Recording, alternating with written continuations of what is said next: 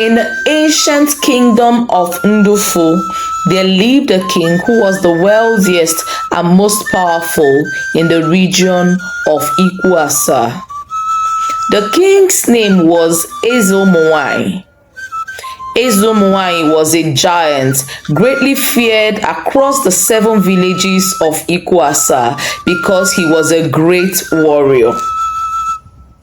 He conquered kings and kingdoms, and no one dared challenge him to a battle. Ezomuwai had a major weakness. He loved women. Although he had 5 wives of his own, the only spoils of war he ever took were beautiful women. Comb through the entire village, search every nook and cranny, bring me every beautiful woman you can find, whether they be young or old, rich or poor, single or married. He will tell his guards at the end of every conquest. He always took them home and added to his harem. Different people had different conjectures about why he kept so many women to himself. I hear that the secret to Ezomuwai's powers is in women. The more women he lies with, the more powerful he becomes. The maidens spoke among themselves in hushed tones as they headed to the stream to fetch water. That is different from what I heard though. I heard that the gods forbid him from lying with one woman more than once. Ha! The maidens exclaimed in unison. That is a huge price to pay for power. Or could it be that he is desperate for his son? Ezomuwai had lots of daughters, but he had no son. The custom of Ndufu dictates that a woman cannot sit on the throne of their fathers, neither can she handle the scepter of authority in Ikwasa. All of Ezomuwai's philandering was to get a son, one who would inherit his throne. Ezomuwai was not one to show emotions, but the guards who keep watch at night swear they hear a man whose voice sounds like his, wailing loudly on some nights. Would you not give me my own son to sit on my throne? Will you give me all this wealth and power only to have my throne taken by a stranger after I am gone?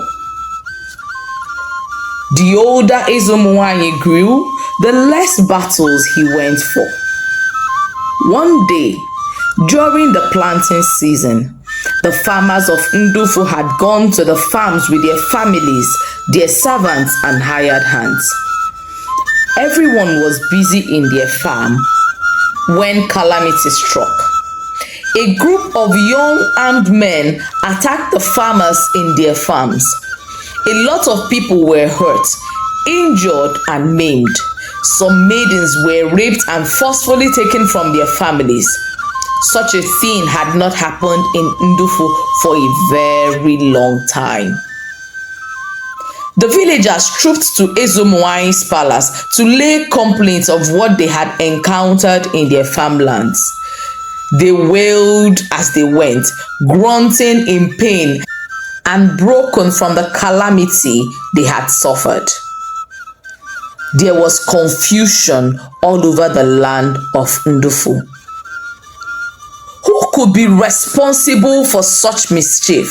Who dared Ndufu kingdom while Ezomuwai was alive? The villagers asked themselves on their way to the palace. Igwe, may your reign be long and fruitful. Diji, the head of the farmers in Ndufu, spoke as they arrived at the palace. He narrated their ordeal at the farm and asked that the king get them justice and secure their land so that they can return to the farms before the rains became heavy. Ezomuwai was furious that anyone would dare his kingdom in this way, and lo, he would scream at intervals in shock. After the initial shock had passed, Ezomonwaye ordered the spies of Ndufu to set out and bring information on who was responsible for the mischief. The spies set out at once, roaming the hills, villages, and valleys in Ikwasa for answers. The king also charged the seer, Anya, to make inquiries as to what had happened to his people. Before the 4 market day week elapsed, they had their answers. It was youth from Ndiagu. Meanwhile, the chief of Ndiagu village had heard of the atrocity committed by his subjects. He sent out the palace security to find and arrest the culprits. He also sent for his advisors to gather so that they could find a way to appease Ezomonwaye and the people of Ndiagu. The chief's advisors suggested one after the other, one way or another, that they could appease Ezomonwaye.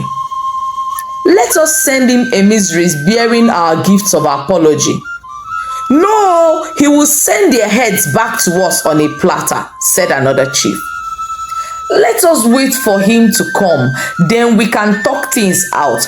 Half of the village would have been gone by then.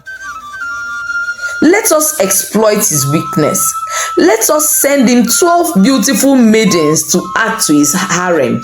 Or better still, let us send him Amuma, our most beautiful maiden. Amuma was the daughter of the chief of Ndiagu, his only daughter. She was stunning with a rich, dark complexion that glowed like the night sky. Her skin was smooth and without blemish, shining in such a way that hinted at her youth and vitality. Amuma had a finely chiseled face with high cheekbones and a small nose. Her lips were full and curved upwards in a perpetual smile. She had eyes that were deep and mysterious, with a sparkle that spoke of a wit and mischief. Her eyes were fringed with thick lashes and gleamed with an inner light that drew people in. Amuma had thick, lustrous black hair that made all other maidens feel like they were cheated by nature. She had a slender yet curvy physique and legs for days. As beautiful as Amuma was, it was her inner light that was her true charm. She was warm and compassionate, a true beauty inside and out. The chief of Ndiagu had mixed feelings. Even though he knew offering his daughter Amuma to Ezomonwaye will appease him and save them from his wrath, he did not want her to go that far away from home.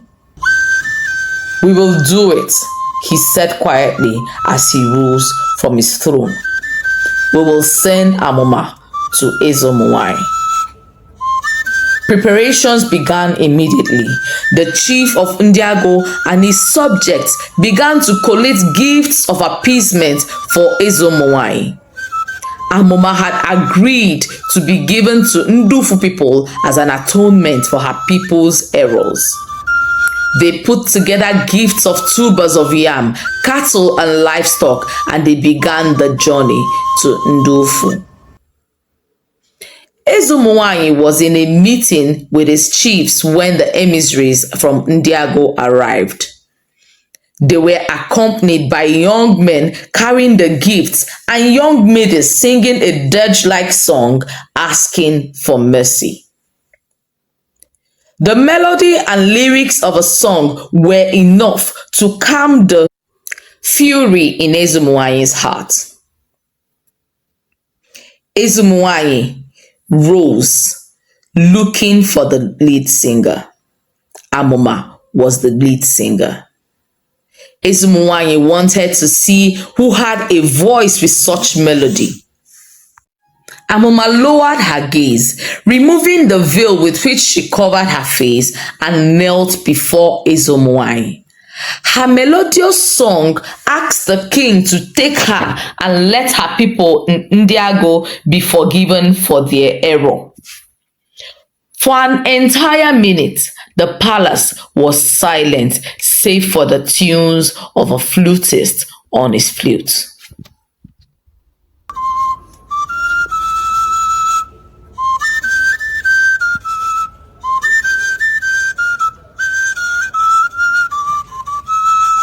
Ezumuanyi rose from his throne, his movements slow and deliberate, as if he feared that any sudden gesture might shatter the spell that had been cast on him.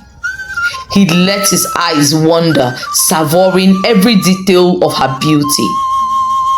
As he gazed on her, he felt his heart swell with emotion, his chest tightening with longing. He felt an overwhelming urge to reach out and touch her to confirm if she was real or a mere apparition. "I will make her mine," he finally said. Shouts of jubilation filled the air as the emissaries from Ndiagu rejoiced that their peace offering was accepted. "Prepare a marriage feast. She will not join the harem," Ezumuanyi commanded. Preparations began immediately, and by evening, the traditional marriage rites had been completed. Ezumuanyi loved his new wife and looked at her like a treasure to be pampered. He treated her like a delicate egg, not allowing her do any chores or kind of work. She was to sit by his side at all times. His heart had found a home. One year later, Amuma lay on a mat in the dimly lit hut at the back of the palace. She was surrounded by the midwife Mori and Wanyeze, the king's first wife. Amuma was in labor. Her face was contoured with pain and her wrapper soaked with sweat. "Jisie Kenne, hang in there, be strong," they offered her words of consolation and encouragement while they waited for the baby to crown. Ezumuanyi was distraught. He paced the corridors of the palace, worried. Each time Amuma groaned in pain, he felt a sharp pain in his chest. He wished he could take her place and relieve her of the pains and travails of childbirth. As soon as the baby crowned, Mori and Wanyeze guided the baby out of the womb and into the world. He let out a shrill cry to announce his entrance. "Hey, hey, hey,